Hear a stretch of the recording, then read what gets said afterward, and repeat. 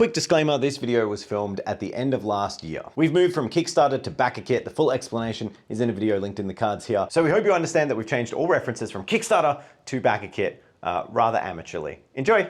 Today's video is the most important video we've done on Tabletop Time in a very long time because we're launching our brand new Kindred of the Abyss. We're going to be taking you through how we're going to be using these models, showing them off, and painting a bunch of them in different ways. So as you may have seen in a previous video, we've been thinking of ways to keep Tabletop Time running, and this is a fantastic start. Our campaign It goes live today, and this video is going to tell you all about the minis that we've created. They're super grim, awesome, nautical themed dive suits, combining everything we love about sci-fi with everything we love about that turn of the century brass and bathysphere style technology. These minis are multi-part kits. They're super awesome. We're gonna paint them in a bunch of different ways today. For example, I'm gonna be using them to make some awesome breeches and borders for my trader guard. But let's get down to it. I think Murray's first. It's tabletop time. I have before me an incredible selection of all the parts that we have produced for these Kindred of the Abyss, and I get to pick whatever I want to make one model. And I've decided that I'm gonna paint one of the smaller little characters. And out of all of the crazy options, I decided to go for the more mundane rifle, as I thought it would be really interesting to see what kind of alternative I can make for more sci-fi games, right? I'm going to try and create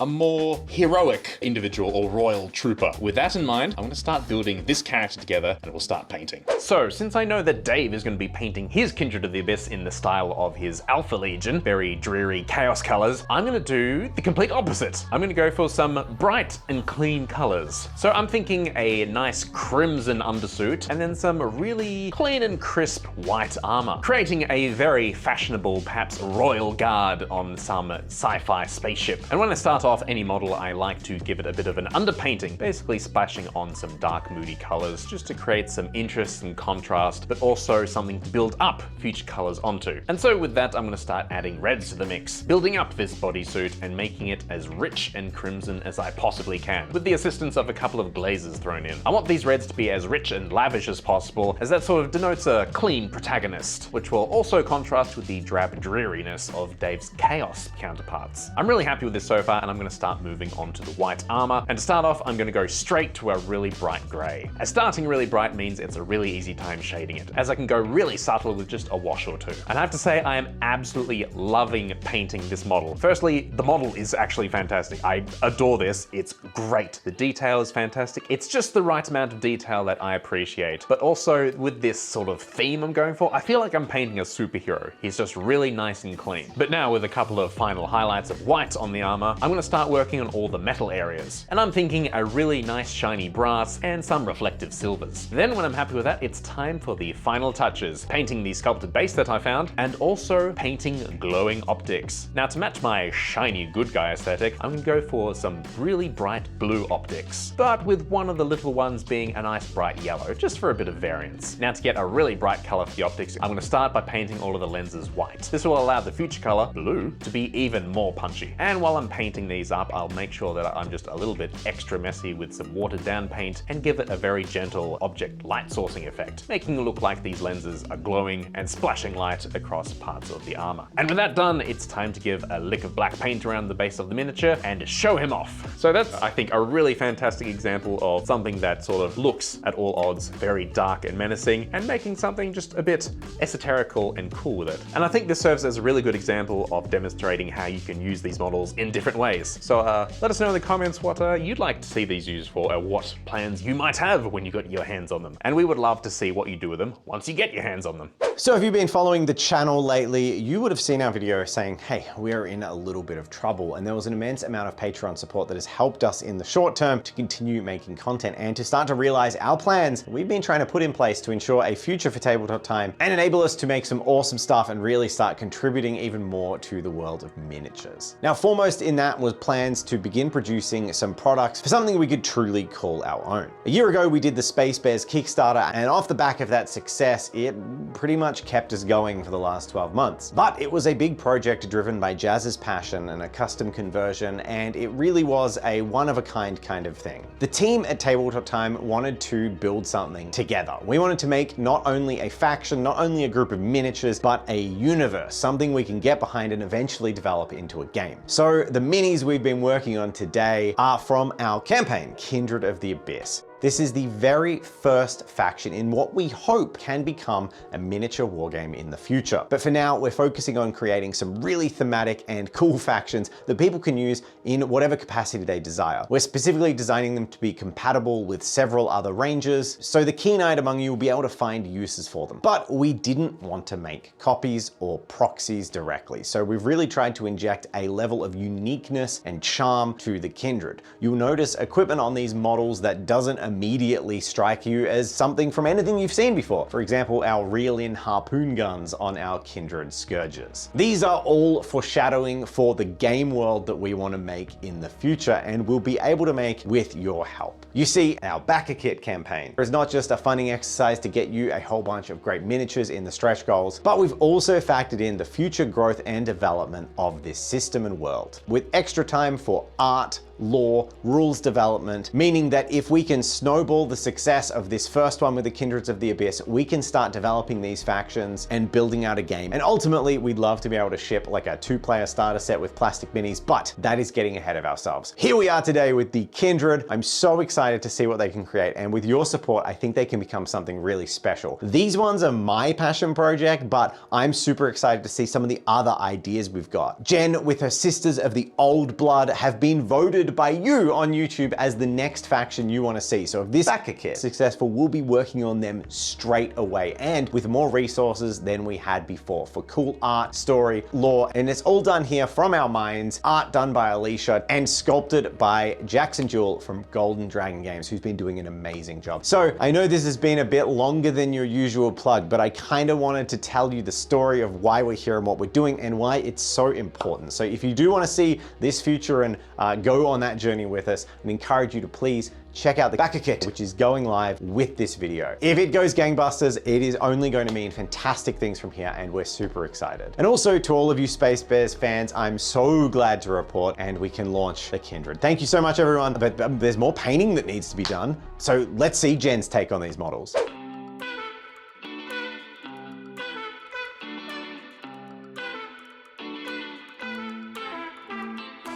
So I've just taken the Kindred off of the print bed and these prints look amazing. They've come out really well. The supports came off like a breeze as well, so I'm really happy with how these printed. I also popped them in the sun for a couple of minutes while I did a little bit of cleanup. Sometimes when we throw them in the cure, they can come out still a little bit sticky. So I think popping them in the sun for just a couple of minutes really helps just kind of create that like first sort of seal. I don't know if that's actually a thing or not, but I just like to do it anyway. So here they are in all their 3D printed glory, and these guys look really, really good. Cleanup is very, very minimal. The best part about these guys that I'm really loving is actually all of their options. So there's a ton of different parts to choose from and they fit in really easily, which actually is really, really fun. It's like owning a Polly Pocket or something, just a bit more like grim and kind of gross. So I'm gonna play around a little bit, try and find weapons or a shield that I think look really cool, glue them all together, spray them up, and then I'm gonna talk about how I want to paint him, because I have an idea.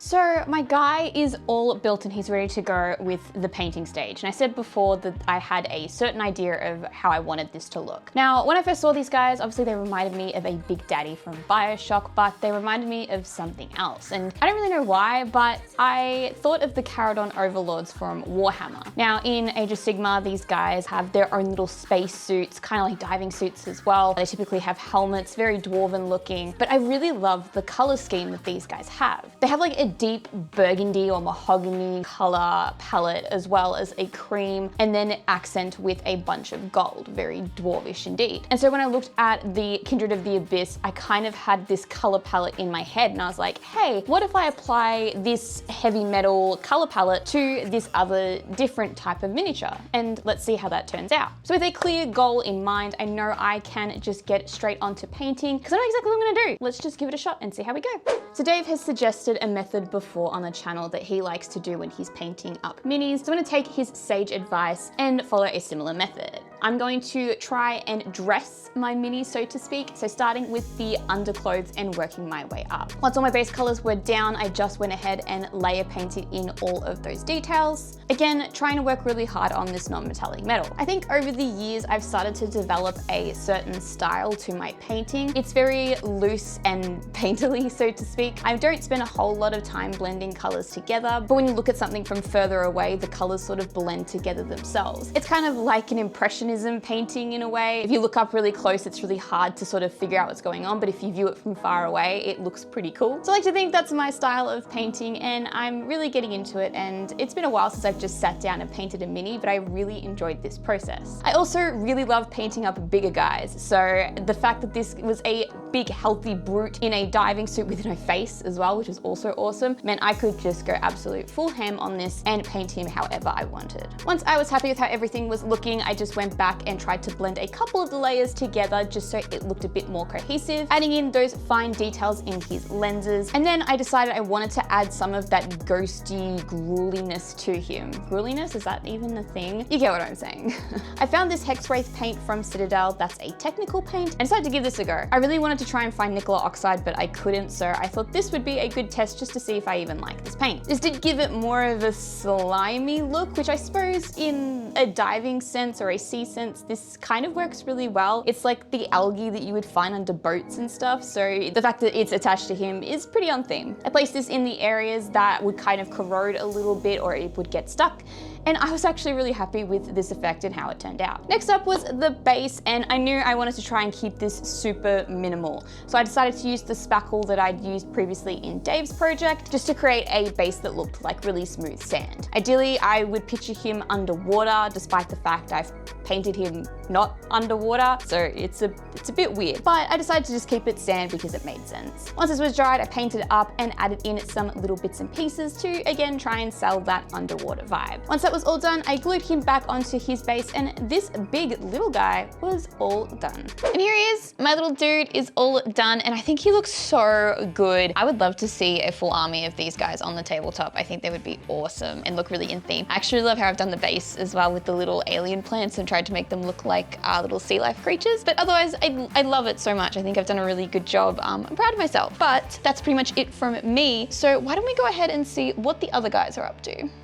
So a very long time ago, Jen and I promised that we would play a kill team game, My Trader Guard versus her Sisters of Battle. Well, there's a whole new edition of Kill Team out, and there's a particular unit that I've always had my eye on. For those who don't know, I actually run My Trader Guard just as Astra Militarum, because that gives me access to the full range of units, and I just paint them and theme them like traders. And the unit I'm talking about is Navy Breaches. I love this aesthetic. I love the concept of boarding actions and space engagements, and I think it's some part of gaming worlds like Warhammer we don't see very often. So I got to thinking, why don't I use our brand new Kindred of the Abyss models for my Navy Breacher kill team? So I'm going to be painting up a couple of these as the Unbroken Chain, and after seeing the reveals recently of the new Arvis lighter, I thought, oh my god, if I do like 10 breaches, I can make an Arvis lighter and that little shuttle coming down from the governor's space station with his enforcers. It just works so well. So I'm really excited to get started. I think today we've got a Kickstarter to build, we've got pages to make, we've got so much work to do. I don't have time to do the whole kill team, so I'm gonna make a couple of choice models. I'm thinking a gunner, the dude with that big shield, and just a regular breaching shotgun soldier, and I think that'll be a great start to a new kill team. And you know what? Jen and I might just commit to finally playing that game of kill team. Let's do it.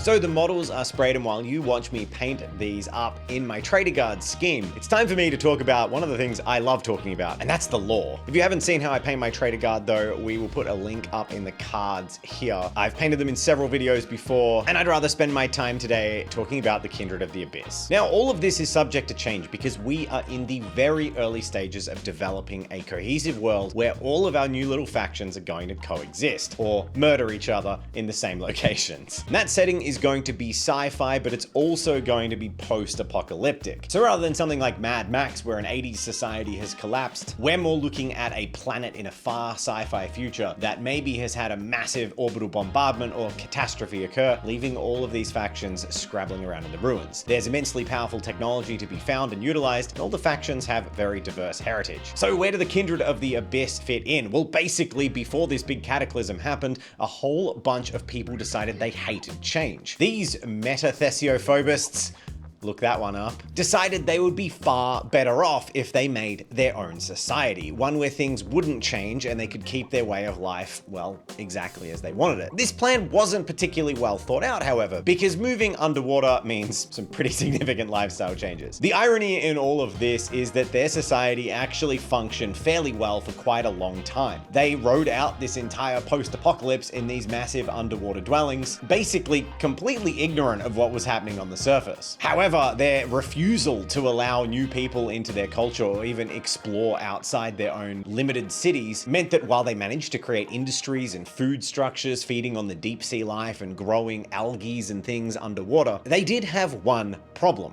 The problem of, well, genetic diversity. For hundreds of years, the Kindred of the Abyss basically got a bit inbred. There's no other way to kind of polish this one. They became isolated, insular, crazy, and also dangerous, with plummeting viable populations and an extreme care and love for their own people. It was with great difficulty they finally decided they needed to emerge to the world at large and start exploring, because they needed, well, some new blood. Unfortunately for the people of the surface, the Kindred of the Abyss kind of treat everyone else like, well, livestock. That meant their raiding missions were not only to kidnap people, but also to kill them and eat them. Yeah, these are horrifying underwater cannibals, and they basically represent everything we could come up with to be the worst people we could possibly imagine. I cannot think of anything more terrifying than someone grabbing you, throwing you in a bathysphere, a dome, and watching every hope of escape disappear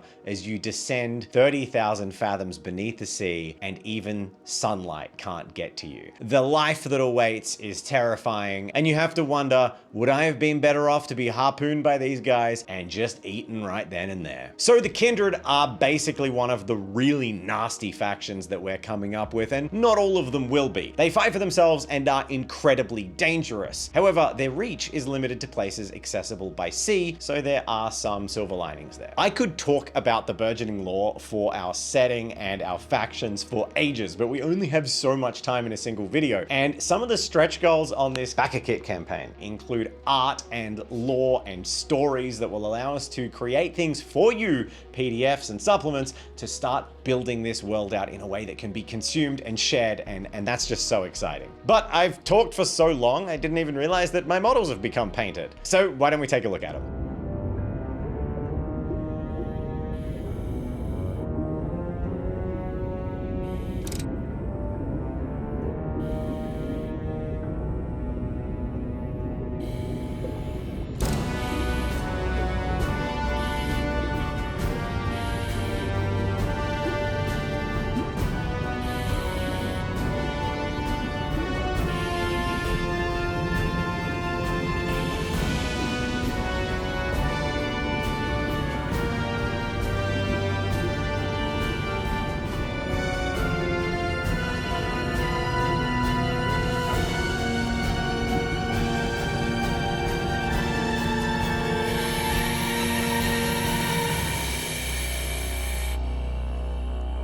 Thank you so much to all of our Patreon supporters. Your big step up and support has kept us going so that we could take it from that video where we were kind of down in the dumps all the way through to this point where we can release our campaign that we've been working on. You're basically holding up the channel right now, and if you'd like to join Atlas and support the world, the links are in the description as well. Access to our exclusive mini club. We've been sharing sneak peeks of this project there. We also do some extended cuts every now and then, and weekly behind the scenes videos.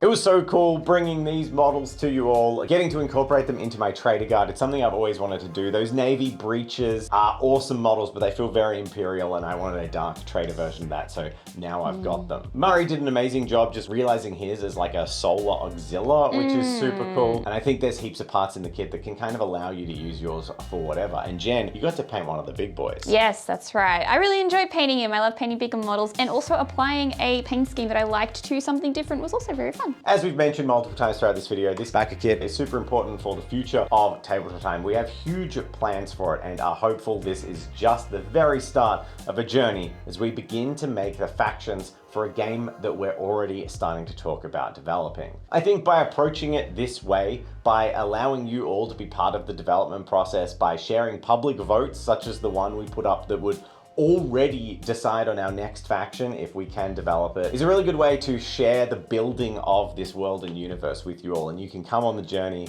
we can share videos, you can start printing and painting models at home that in the future, fingers crossed, will have rules and be available for play in a game that we think's got some pretty novel ideas. Our Backer Kit campaign Is live right now, so make sure you check out the links in the description below and check it out for yourself. Grab yourself some awesome minis and help support Tabletop Time. Make sure you support the Backer Kit because I really want the next faction to come out, which is my sisters. Thank you. Bye.